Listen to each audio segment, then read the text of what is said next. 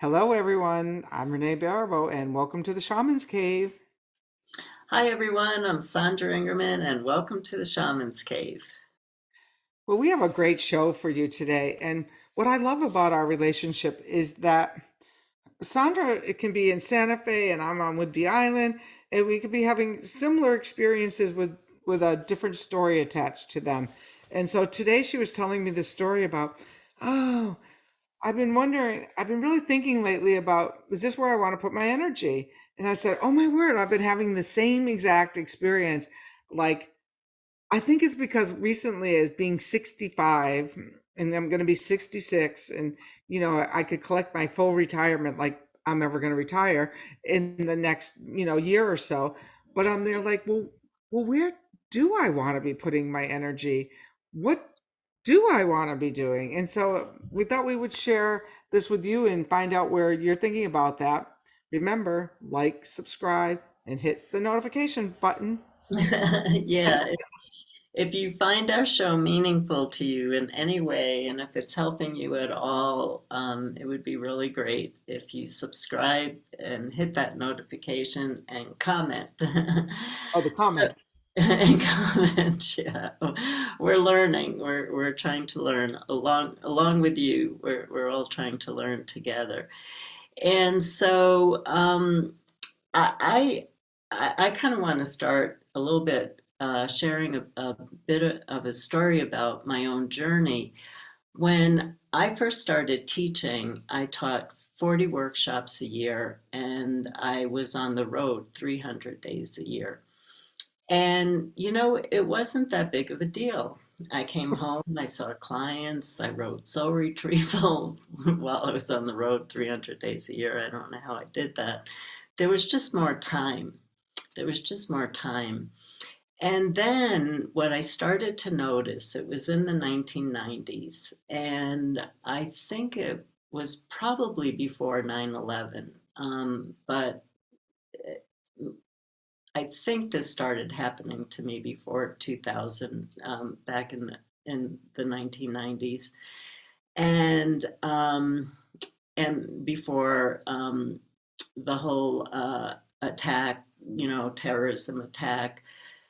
Things started becoming so intense on the planet, and we're going back into the 90s, that I found that where it was so easy for me to come home and repack my toothpaste and my lotion and just get on another plane, I found that the world was in such disarray. My students were being triggered emotionally, that I needed more time to integrate what was happening in the world before I could get back on another plane.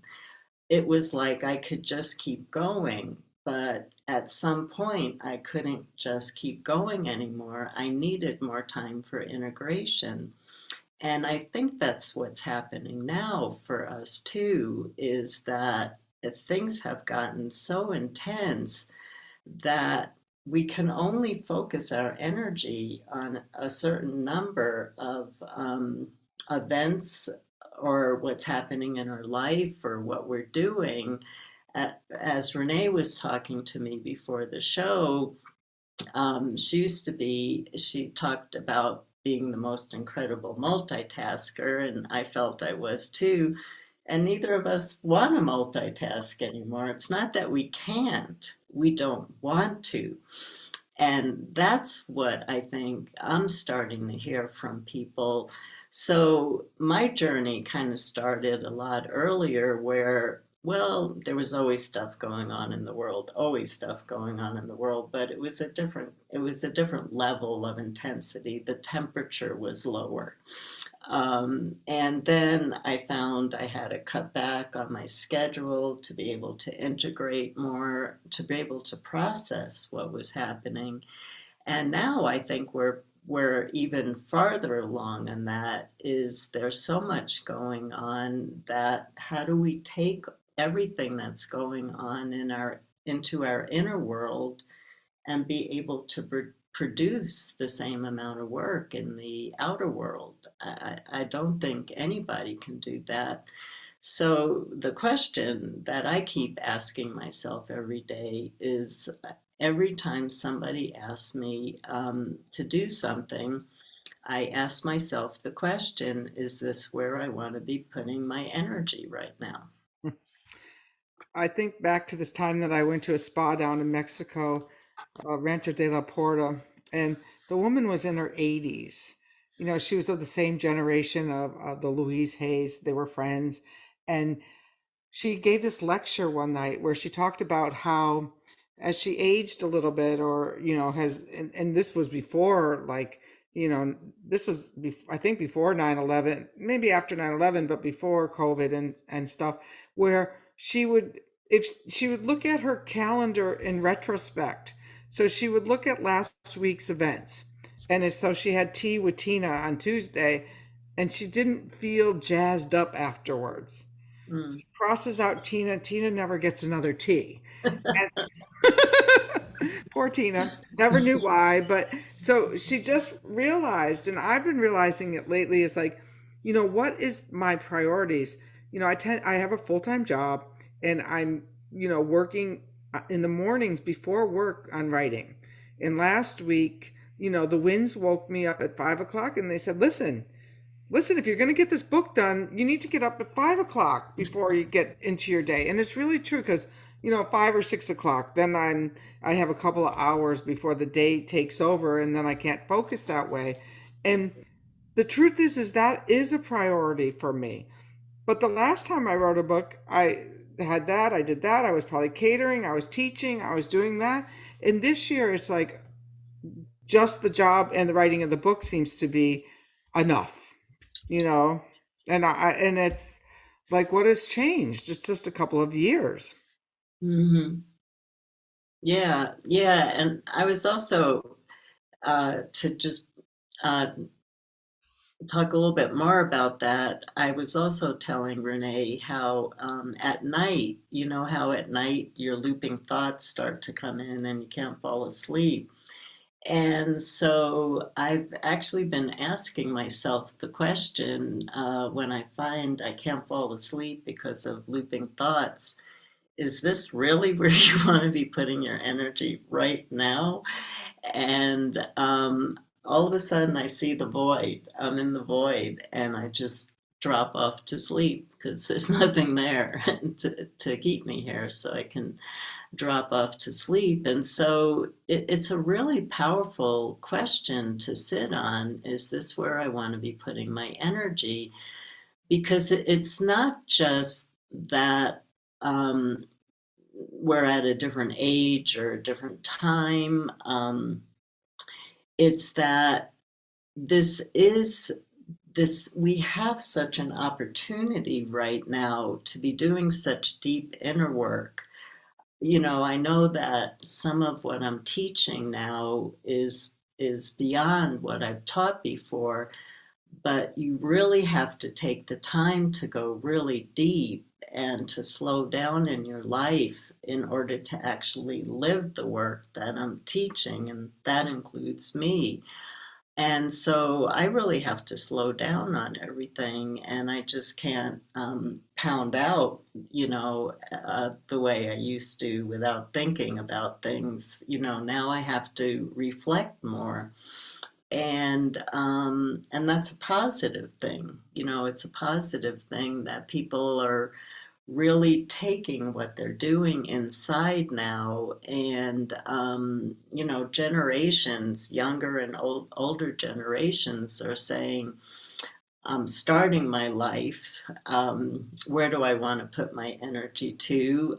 In older generations, I'm starting to wind down, where do I want to put my energy to? And I think that's an incredible positive place where we've come to in the evolution of consciousness, instead of how much work can I get through in a day, um, of consciously, where do I want to be putting my energy into, and think about the difference in the results that you're going to get. Mm. Last night I forgot my phone when I went to dinner, and I thought, well, what a different experience this is. to be just sitting there not thinking about, did somebody text me? Did somebody email me? Did somebody call me? I mean, before we left the phone on the stand or in the kitchen on the wall, and we'd go off for the entire day. And then that was even before we had answering machines. Right. Then we had answering machines that gave us a little more freedom, that you could at least know if somebody called you. And now it's just like these pilots are glued to our hands, like that they're really making a positive impact. And I think if for like an exhaustion level, you have access to how deeply and how persistently people are struggling all the time. Like all you have to do is get, six headlines in your phone and they're like, oh, or, and I think I got to stop that, or the Facebook or any of it, because you don't see too many posts except for if you go to Shamans or Gardeners of Life to see all of those positive, uplifting posts. You see more and more that pulls at the fragments of your energy field. Yeah. Energy field. Yeah. And I think that was actually, Renee, I think that you actually got the crux of the matter. Is there's we're in such a place of overpopulation right now, and the energy coming at us from marketing and promotion, and even if you don't have your computer on, think of that energy. It's just it's it's like it's like being in a tornado, or the heaviest rainstorm you've ever been in. It's like this energy is raining on us all the time. Buy this, believe this, vote this, protest this. We need more time, emotionally, to be able to e- process the energy, transform the energy, because I don't want to be absorbing this energy. So a lot of my day is working with the energies that are coming in and seeing them as light. And although that takes a millionth of a second to do it, and I teach it like that, it still takes energy. It's Hmm. a millionth of a second, but it took energy to have to transform all that's coming at us. And it's not just the EMFs, it's the thoughts, it's the energy behind people's thoughts, the energy behind people's words. We're really being flooded. Hmm. And so it's up to us to set the boundary. It's Hmm. up to us to decide what we absorb and what we're willing to participate in. Hmm. I'm planning a beach jam because some of you know that my motive of operation this year is about being more locally involved, because I really believe that's where we have to be putting some of our attention. So I'm planning a beach jam, and I get on the phone with one of the musicians, and he could not help himself but telling me his political views. And I basically said, I don't really want to hear this. I said, I really hope you don't bring it to the beach jam.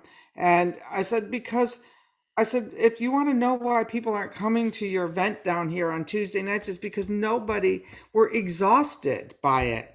We have polarization fatigue up and beyond.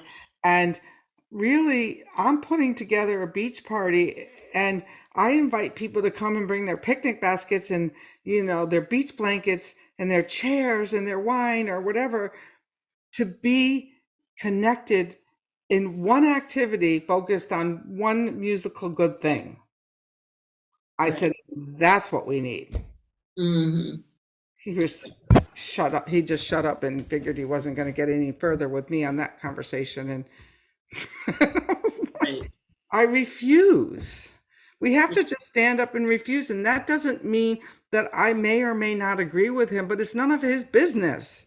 Right. Yeah. I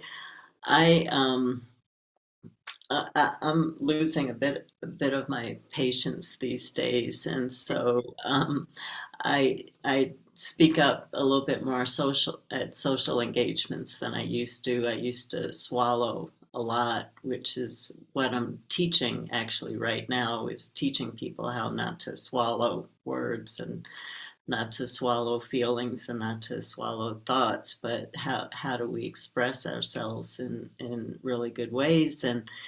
And yeah, somebody just went off on a political rant, and I said, "It's your choice. It's your choice." I said, "While you're thinking about what's going on this political agenda, I'm thinking about how beautiful the earth is. Hmm. It's your choice. It's your choice of where you want to put your energy right now, and I don't want to put my energy there right now. It's not Hmm. that I'm not political. I'm at dinner. I'm trying to I'm heal. eating. I'm trying to heal, and I'm trying to see food as love, and I'm trying to be in energetic fields that it's the kind of energy that's feeding my body and feeding my brain. And somebody screaming at dinner about how angry they are at a politician, that is not bringing light into my body. That is not bringing light into my body. And so I had to speak up because all of a sudden, I realized that I was in a very unhealthy situation. And I just said, "It's your choice." And I Hmm. said, "My choice is to think about the beauty of the earth right now." So, That's great. This week, we went to a community potluck where the Snohomish tribe is paddling from island to island, or some representation of that. And everyone brought beautiful food. Everyone brought, I mean, when you ate, it was just like beautiful food up and down the table of fresh garden food. And then afterwards, there was like maybe 100 or so people there or more, and then they were going to sing, and a lot of people left, right? And mhm. my first judgment was, oh, they shouldn't, oh, those people left.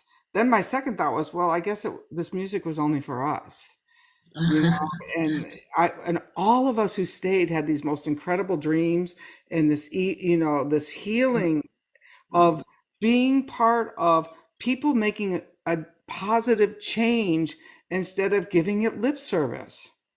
Right, right, He was teaching these young people the songs and the drumming and the music. And it was like, yes, let's put our energy towards beautiful potlucks and beautiful drumming.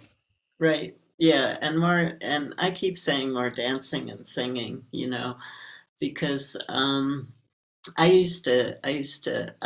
I wrote back in Welcome Home that I believe, and this is a simplified theory, but I believe nobody would be on antidepressants if they sang. Um, because if you really go out and sing, and we're talking to a person who spent most of her life in suicidal depression, um, when you go out and sing and that energy is moving through your body, you actually can't get depressed. It's actually physically impossible to get depressed. And so back in 1993 in Welcome Home, I wrote that the strongest antidepressant on the planet is singing. Hmm. And so I'm starting my day doing that. I figure start in a positive way. Start giving my body the energy that my body wants to receive. And so I'm starting my day singing. I love that. And so yeah, so I'm singing instead of going on Facebook. So these are the choices that we have to make right now, because there's a lot of behaviors that we have to change in order to stay healthy in the world that we're in. And I'm not talking about just um, physically healthy, I'm talking about mentally and spiritually healthy. And I don't know how you do all of that. I was an amazing multitasker, but I can't multitask the physical and the distractions at the same time, the spiritual and the distractions at the same time. What a brilliant idea. Should we sing a song to end this show today? You have the best songs. Yeah, I do, but I'm always trying to remember them. I'm getting to that place. So We got let me, let, row, row, row your boat let gently me down get the a stream. rattle. Yeah, row your boat is actually how we actually end a lot of our fire All ceremonies. right. Well, see, I was must have been in tune. Yeah, but here's a song that we can sing together. It's a song where we honor life, and it will end our time on a positive note. May you walk in beauty in a sacred way. May you walk in beauty each and every day. May you walk in beauty in a sacred way. May you walk in beauty each and every day. May the beauty of the fire lift your spirits higher. May the beauty of the earth fill your heart with mirth. May the beauty of the rain wash away your pain. May the beauty of the sky teach your mind to fly. May you walk in beauty in a sacred way. May you walk in beauty each and every day. May you walk in beauty in a sacred way. May you walk in beauty each and every day. May the beauty of the fire lift your spirits higher. May the beauty of the earth fill your heart with mirth. May the beauty of the rain wash away your pain. May the beauty of the sky teach your mind to fly. May you walk in beauty in a sacred way. May you walk in beauty each and every day. May you walk in beauty in a sacred way. May you walk in beauty each and every day. I like that one. That was great. Thank you. That wasn't planned, so thank you for popping in there and doing that. Yeah, that's Beautiful way fine. to lead that, and actually, you know what? Remember that song and sing that song and learn that song, and maybe start to, when you get multitasking and you start to do things that don't feel like it's where you want to be putting your energy, sing. Come back into center and say, do I really want to be doing that? And you can pivot on a dime. That's right. And there's some people who love to dance, and so you know, get up and dance while you're multitasking and sit back down and go, is this where I want to be putting my energy right now? So anyway, we really enjoy coming together and sharing our thoughts and our ideas, no matter how crazy they are. And we're really glad that you join us, and we send you many blessings. And just remember to subscribe to the Shamans Cave and Shamans TV, and we'll be there for you. We can get through this together. So have a wonderful week.